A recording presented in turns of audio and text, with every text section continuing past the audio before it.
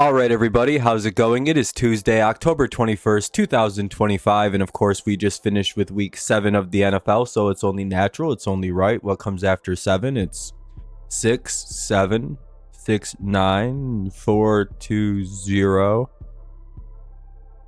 It's 8. Yeah, there we go. That's how you do math. You get there eventually, you take the long way. But yeah, so we're in week 8 of the NFL. We're flying through the season, really. We're over halfway. Kind of not really, a little under halfway, right? Because like 8 plus 8 is 16, so there's like 18 weeks. So we're getting there. We're really getting there. Next week is like halfway. So yeah, so we had a good week last week. It was an okay week last week. We went 10-5, not great, not perfect, kind of in the middle. Like, yeah, that's all right. At least we had double-digit wins, so that's always good. But before we jump into like the rest of the video, make sure you leave a like on the channel here. Subscribe to the channel if you're new as well. Both those things really help the video out. They make the channel grow.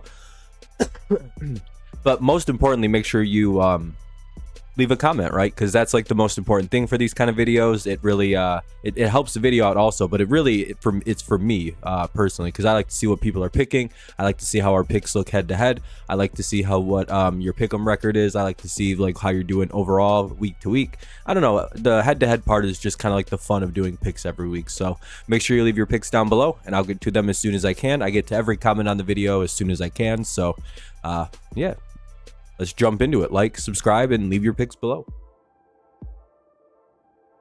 All right, let's jump into it. Our pick'em record, as discussed, we went 10-5 last week, so that was pretty good, bringing us to 68, 39, and 1. So basically 108 games, we've gotten 68 right. Good for 62%, which isn't really that bad, not really that great, but it's kind of like right in that, like 60+% is like the money range for picking. So as long as you're sitting somewhere around there, you're probably pretty good. All right, we have some 6 teams that are off this week. So if you're a fan of one of these 6 teams, which means we only have 13 games this week, you know, find something to do this Sunday. Maybe watch a hated division rival lose. Maybe if you're a Lions fan, you'll watch a whole division lose or something like that. That'd be pretty cool. Excuse me. Doesn't seem likely, though. Cardinals, Lions, Jaguars, Raiders, Rams, and Seahawks are off this week. So 13 games. We have 6 teams off. We're at that weird part of the season where a bunch of teams get time off and we only have so many games. Let's go right into some Thursday night football. We have the Vikings taking on the Chargers. Chargers are 3-point favorites with an over-under of 44.5. Vikings are 3-3 off of a loss to the Eagles, 28-22. And the Chargers are 4-3 off of a loss to the Colts. So both teams coming off a loss. I personally like the Vikings in this. Not really sure if JJ or Carson are going to play, but I don't really know if that matters too much. I think the Vikings defensively, when they play good defense, when things are clicking and working for them, they do play very good defense. They play a frustrating defense that can kind of shut down the run. They're pretty good against the pass. Again, for the most part, the Eagles tore them up, but I mean, the Eagles are the defending champions for a reason, right? And then you have the Chargers, who looked good for a few games, then looked really bad, then looked good, then looked bad. You know what I mean? So it's kind of hard to figure out, like, hey, are the Chargers like a good, consistent team that can play well? That game against the Colts was a little bit, the score kind of came in garbage time, so it was a lot more like 38-17-ish. So basically like a 21-point beatdown. And that's not like super reassuring. Coming off a short week, you have to kind of fix everything you did wrong and then prepare for a pretty good Vikings team on top of that. And I don't really know, like, as far as like coaching goes, I like Harbaugh a little bit more, or I like O'Connell more than I like Harbaugh, especially on a short week. You know, it just seems like he's a little bit better of a coach. So I'm gonna go with the Vikings. This was like the game I was least sure about all week. We have a game of the year candidate. The Dolphins take on the Falcons. Falcons are 7-point favorites with an over-under of 44.5. Dolphins are 1-6 off a loss to the Browns. They're 1-6 off a 31-6 loss to the Browns. The Falcons are 3-3 off a loss to the 49ers, and I can't believe I picked them to win. I broke my cardinal rule and picked the Falcons in a game that I didn't have to pick them, because we all know they did lose to the 49ers. I shouldn't have fallen for their trickery. I shouldn't have fallen for their devil play. That's my own bad. I own up to it. That's on me. I got to be better. We're not going to pick the we're going to pick the Falcons again this week, though. We're going to be stupid. We're going to double down. However, the Dolphins are so bad. They play such bad defense, such bad run defense, that I would imagine the Falcons are going to have their way with kind of the way they play offense. Kirk Cousins is playing, so that's a big deal. I think they said Cousins is expected to start, or he might play, because I'm not sure what's up with Penix. But yeah, Dolphins are in the trash, so easy win for anyone who plays them this year, unless they turn it around. This is an asterisk game, because I'm still not too sure if Lamar Jackson is going to be playing in this game. The Bears take on the Ravens. Ravens are 6.5-point favorites for some reason, with an over-under of 50.5. Ravens off a bye. I think that's going to be like one of the big reasons for it.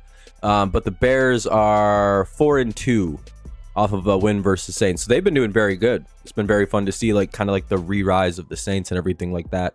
So we've kind of got that, like, well, is Lamar going to play? Is he not? If he doesn't, this is an easy Bears win, I think. But if Lamar does play, I do think I'm going to switch over to the Ravens, just because I think the Ravens kind of have like a second life in this season. And it may start with a team like the Bears, you know, especially if Lamar is able to play. But if he doesn't, then this game ends probably a lot differently than we're thinking it ends. So I don't really have a lot to say about this right now. It's just the Bears have won 4 straight, all 4 games, I think, on the road too, which is rather impressive. They're a good road team, as it seems. And if the Ravens don't have Lamar Jackson, they're probably going to be able to shit on that bad Ravens defense, and the Ravens won't be able to keep up. But if the Ravens do have Lamar, I think they'll be able to outscore the Bears. Yeah, this game also is a bit of a bummer. The Buffalo Bills take on the Carolina Panthers. Bills are 7.5-point favorites with an over-under of 46.5. The second place Buffalo Bills are 4-2 off a bye. The Carolina Panthers are 4-3 off of a win versus the Jets, 13-6. Bryce Young isn't going to be playing in this game, which is a big factor of why I went with Carolina, who is very, very good at home and very good at like random wins. And like, maybe if Buffalo wasn't coming off of a bye week and the Bills or the Panthers had Bryce Young, this would be like a prime upset game where Buffalo just kind of gets beat by a random bad team because they can't stop the run. Panthers have like a dual run system. It's just like, I really don't trust Andy Dalton, even like against a good team like Buffalo, who, if they remember that they like can run the ball themselves, they can play good defense. They have Josh Allen. If the Bills can kind of remember who they are, I think they're in a really good spot to win this game off a bye week versus an injured backup quarterback. They can kind of key on the run a little bit and try to like focus on that as like the way that that they're going to get ran at. We'll see. They should be able to win this without Bryce Young. But if Bryce Young was playing, and with the way the Bills have looked the last few weeks, the New York Jets take on the Cincinnati Bengals. Bengals are 6.5-point favorites with an over/under of 50.5. Jets are 0-7 off a we just said the 13-6 loss to the Panthers. Bengals are 3-4 off a shock win of the Steelers, 33-31. Basically, the way I look at this is like the Bengals defense is just going to always be what it is. It kind of sucks. So the Jets will probably put some points up. And the Jets defense has looked a little bit better the last few games. However, I feel like going up against a veteran like Joe Flacco, and if that offense can look like it did against the Steelers, against the Jets, the Bengals walk away with this game pretty easily. Because again, the Bengals' only problem on offense is getting a quarterback who can throw the ball out in a way that's fast enough that the offensive line doesn't murder them. Because again, bad O-line, but Flacco was able to get rid of kind of like change the way the offense was and get it out super quick to like quick reads and take short play, death by 1,000 cuts, and eventually the Steelers bled out. You know what I mean? I don't know. I like the Bengals with a functional quarterback, even if he's 800 years old. It's like, dog, they have an elite offense without a quarterback. Not an easy. That was an easy game to decide. Just like this one, the 49ers take on the Texans. Texans are 1.5, or 49ers are 1.5-point favorites with an over/under of 41.5. 49ers are 5-2 off a win versus the Falcons, and the Texans are 2-4 off a loss to the Seahawks. I put the wrong team there. Yeah, I don't know. With the way the 49ers can play defense, even with all the injuries, they should be able to shut down what has been a bad Houston offense. They've struggled on the O-line. Stroud hasn't looked good. The run game isn't there. The receiving may be good, but Stroud and the offensive line can't get him the ball. Defensively, the Texans have looked pretty good. So they'll probably be able to keep it close because the Niners may have some issues with like getting the score up into like the high numbers, just because the Texans do play good defense. They can probably score a couple times to keep it kind of close. However, until we see the Texans offense start being really consistent and look good against good defenses, they'll probably struggle against the 49ers in the way that they're coached. So yeah, should be fun. Should actually be a decent game. DeMeco Ryans revenge game. Anyway, the Cleveland Browns take on the New England Patriots. Patriots are 7-point favorites with a 40 and a half point with an over under of 40 and a half points. I don't know why I said that so weird. Patriots are 5-2 with a 31-13 win over the Titans. The first place New England Patriots, that is. And the Browns are 2-5 with their win versus the Dolphins we talked about earlier. Yeah, good win for the Browns, but again, I think the reason the Browns won that game is because Miami's defense is so poor and their offense is so bad. They kept giving them the ball on short fields. And even with the Browns' inability to score points this year and like have a functioning offense, they're like, damn, this isn't that hard. And they just kept cashing them in against a real bad Dolphins team. So it's kind of hard to take that game and be like, well, the Browns are back. They have an offense. We'll see what they can do against a really good Patriots defense that has been very much a like shutdown defense. I think the Saints and the team that's had the best offensive performance, ironically, against them is the Dolphins. And that was before the Dolphins completely imploded. We were the team that imploded them.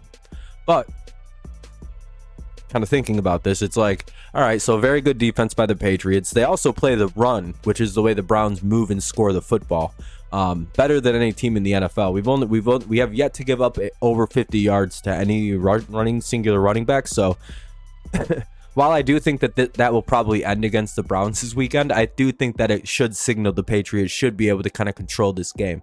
The Browns' primary method of throwing and scoring and getting points and yards is running. Patriots shut that down, force them to throw. Patriots have very good corners and a safety. Like the Patriots have a good secondary for what the Browns' quarterback is. The Browns defensively will probably keep this game very low scoring, but the Patriots are pretty good in tight, low games. So I don't know. This feels like a game the Patriots could lose because the Browns do play very, very good defense, but so do the Patriots. Revenge game for the Eagles. Giants take on the Eagles. Eagles are 7-point favorites with an over-under of 43 and a half. Giants coming off a heartbreaking loss to the Broncos. They're 2-5. They lost 33-32, and the Eagles beat the Vikings we talked about earlier. They're 5-2. I think the Eagles get revenge in this game. I think that now that they've seen Jackson Dart and Cam Scadabo, they've kind of seen what the Giants can do, what they can throw at you, what their defense looks like, what the whole team kind of feels like. They're not going to be able to catch the Eagles in kind of like a flat-footed situation like they did 2 weeks ago or whatever. Which was a great, funny game to watch. But again, you caught a team on a short week. You're at home. You have all those advantages working for you, and you used them and won the game. Now you have to go to Philadelphia. Both teams are ready. Both teams are aware of what each other can do. And I think that kind of works against the Giants. But hey, if you're a Giants fan, you already split with them once. An upset would be awesome. I hope you guys do get your upset. All right, let's go to the 4 o'clock. But I have the Eagles winning in a tight one. Here's my first of 2 major upset picks of the weekend. The Buccaneers take on the Saints. Bucks are favored by 5.5 with an over-under of 47.5. Saints are coming off a 26-14 loss to the Bears. They're 1-6. And the Buccaneers also coming off a 24-9 loss to the Lions. They're 5-2. So the reason I think that the Saints are going to win has nothing to do with the way either team has played, though I do think that the Buccaneers offense looking like they did against the Lions, being out with receivers, dealing with injuries, kind of does signal that the Buccaneers aren't really going to be able to right away overcome all the injuries they're dealing with. It's kind of like an actual problem for them. And if you're the Saints, you kind of want to look at what Detroit just did and kind of mimic that. So that's that part of it, right? Whereas like the Saints have been pretty consistent on offense. Maybe they can like kind of get like a lucky break against the division opponent at home. You never know. But also the Saints have like this crazy voodoo luck against the Buccaneers whenever they play in New Orleans, to the point where it's like I've seen some real bad Saints teams beat some pretty great Buccaneers teams in New Orleans. Like Brady lost in New Orleans. Remember the crazy Jameis Winston celebration where he's playing his guitar crutches? That's from when they beat the Buccaneers. Very crazy, right? So I don't know. I just, this is one of my gut picks. This is my gut upset of the week. I just feel like the Saints are gonna pull this one off. Similarly, I don't have a good reason to why I think the Cowboys will be able to beat the Broncos. Broncos are 3.5-point favorites with an over/under of 48.5. Mostly just because the Cowboys have been playing good lately. They're 3-1 after a win. Broncos are 5-2 after a win. And I just kind of look at this game and I'm like, the Broncos have played in a bunch of really bad close games and kind of won them, which is all that matters ultimately. But it's like, I don't really like the way that looks. Meanwhile, the Cowboys just blew out the Commanders and have been kind of scoring a ton of points on teams this year. So their offense has been very good. And if their defense can figure anything out, they're a pretty solid football team. So it's not like this is like some crazy upset.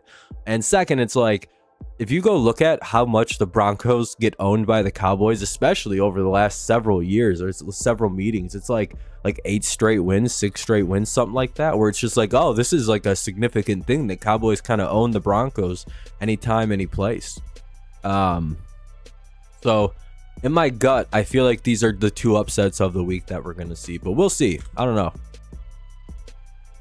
And then we have the Titans taking on the Colts. Colts are 14.5-point favorites with an over/under of 46.5. Titans are 1-6 after their loss, and the Colts are 6-1. This would be the best upset of the weekend and probably one of the funniest ones in the last decade. However, there are realities. The Colts have a running back who could win MVP, and the Titans have nothing except a pretty good young quarterback, I suppose. Oh, yeah. Now, the real question is, do the Colts cover a 15-point spread? 14.5, so 15-point win. Ooh. Anyway, Sunday Night Football, what do we got? Oh, the return. Well, I guess like Green Bay is playing Aaron Rodgers. I guess it's like the return to facing his old team, just not like an actual division game. I might have some wrong records next to teams, but I copied them from NFL. Either way, the Packers are 4-1-1 after their win. And the Steelers, of course, lost their game, so they're 4-2. Could be 4-3. I might have wrote down the wrong shit. Life happens, right? Either way, Packers are 3.5-point. I already read all that. Yeah, I like the Packers in this one. They play pretty great defense. Their offense is so-so. It can be pretty bad. It can be pretty good. It can be kind of streaky, a little inconsistent. It's just, I don't know, with the Steelers giving up 33 to Joe Burrow and kind of like not really looking like the old steel curtain kind of like overwhelming defense. I could see the Packers running the ball fairly well against them. I could see them throwing the ball fairly well. And I could also see the Steelers, though, keeping in this game, kind of not going away. Because, again, they do have Aaron Rodgers. The Packers defense has been very good. Again, I think that could be like the first real big test for the Steelers. It's like, all right, how are you going to handle this defensive front? And I think that's the big game changer. Is it's like, I don't like an old quarterback with a questionable offensive line against Micah Parsons and like Rashawn Gary and all those guys. Feels like a really bad trap game for the Steelers that they might get smacked up in. Plus, the Packers probably want to win a game with some kind of like authority because like everybody's kind of making fun of their 4-1-1 record. Like, yeah, but it's not a real 4-1-1. They keep barely beating bad teams. So it's like, all right. They got to have a show-out game. The Commanders take on the Chiefs. Chiefs are 10.5-point favorites with an over-under of 48.5. Commanders 3-4 and sliding down after their loss to the Cowboys, and the Chiefs are 4-3, sliding upward after their blowout of the Raiders. Yeah, I'm going to go with the Chiefs here. I don't really have another team that I don't really see where Washington could win this game. It's in Arrowhead. Daniels isn't fully healthy. The team isn't fully healthy. They're not playing great. Defense has been meh. And the Chiefs' offense is back. They look sharp. I don't know. Mahomes is playing like an MVP. Pretty easy one to decide on that last one. But that should be about that for this video. Down the drain. So that's week 8 down the drain, in the dump, in the tubes, in the disposal, taken out to the garbage can, thrown in the garbage can, tossed into the garbage on garbage day, and put in the disposal to rot away. That's week 8. It's done. But yeah, I appreciate y'all for listening all the way through. If you did make it all the way through, make sure you leave a like, subscribe to the channel if you're new around here, and most importantly, make sure you like, hey, well, here are my picks. Here's my pick'em record. Here's my overall record. Here's what I think. You know what I mean? Just leave your thoughts down below. I'd appreciate you. Yeah, that's about it. That's week 8. Can't believe it's flying this quick. But yeah, hopefully whenever you listen to this, hopefully you have a good rest of your day, night, morning, mid-afternoon, mid-evening, midday. Pretty much whenever. Just have a good one. As always, it's go Lions, go Tigers, and as always, go first place Patriots. And I'll see y'all around. Bye-bye.